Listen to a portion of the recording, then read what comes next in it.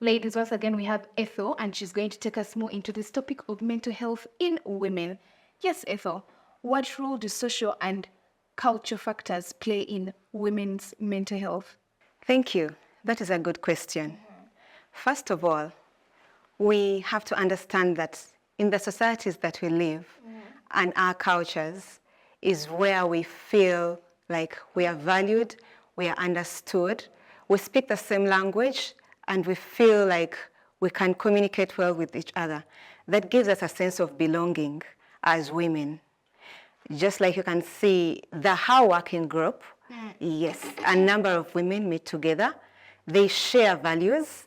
There's something that brings them together. They feel like they belong to that group. And that, in a sense, is good for their mental well-being because they feel they have a sense of identity. They can identify with that group. They can identify with that culture. Yes.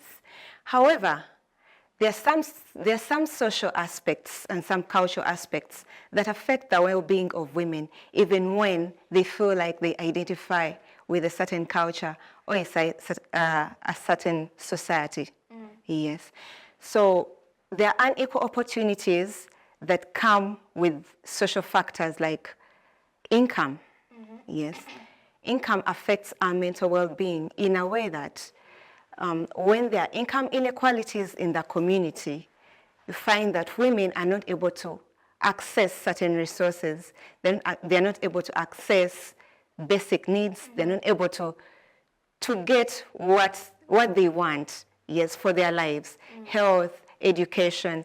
So in a way that poses stress on them. Yes. Look at education. Yes. When a girl is not able to go to school or they drop out of school, they get depressed. They run a risk of getting depressed when they see other people, other children or other girls of the same age trying to attain an education, yes, and everything. So that affects our mental well-being. Yeah. So societal norms and policies as well enforce each other to bring upon this unequal opportunities in the community. Yes. So we see that when there's unequal opportunities, it causes risky behavior, like substance use. When a girl doesn't go to school, they run a risk of getting to substance abuse. The issue of femininity, yeah, expected to be gentle, calm, caring, affectionate, and everything. So that automatically puts us in a role of the carers in the society.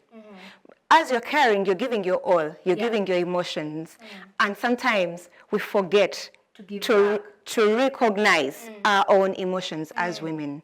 Yes. So you're taking care of this person, and then you also have your own anxieties, you have your own worries, but then who is taking care of you? Yeah. Yeah, so we also have to be aware of that.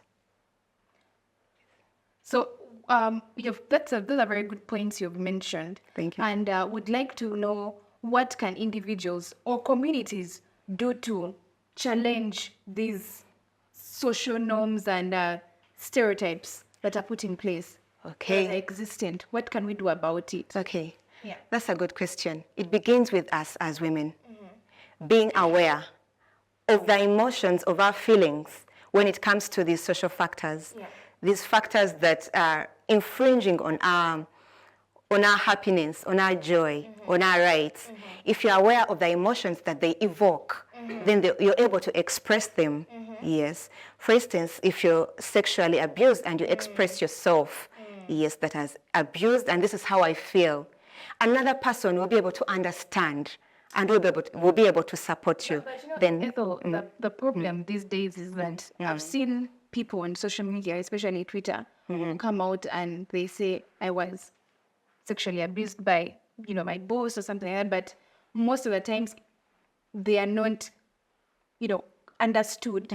They will either be like, you deserved it, you were wearing something short, you were this, you were drunk, you were... So most women wouldn't want to come out in the open and say that they were abused because of that comeback from the community. They will, very few will be in their favor, and almost everyone will be trying to look for something that actually led to that instead of providing with them the support. So what do you have to say about that?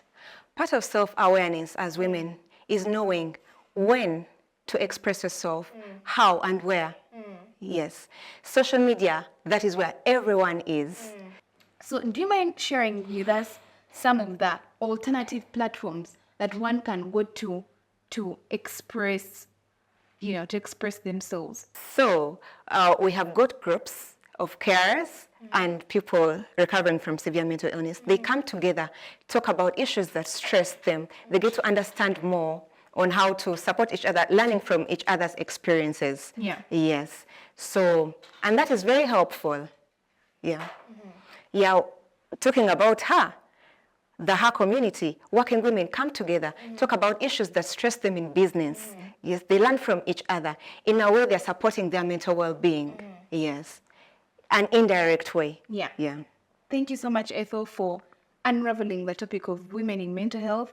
And we appreciate your expertise, you sacrificing time to come and share with us. We have learned a lot. I have learned a lot personally.